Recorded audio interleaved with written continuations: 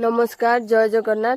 Actually मु आज video कर कारण हूँ मे 15 तारीख दिन मो जेजेमा जो फोटोटा मु तले दे से सकाळु केतेबेले कुआडे चली जाइछंती आमे खोजी खोजी तांको पाउनु।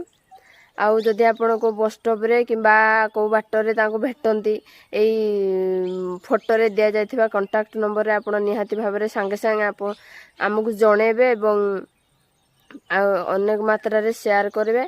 आउ प्लीज आमको हेल्प करंतु जेहेतु तांकर बयस हो जाइथिबो 90+ हो जाइथिबोनी।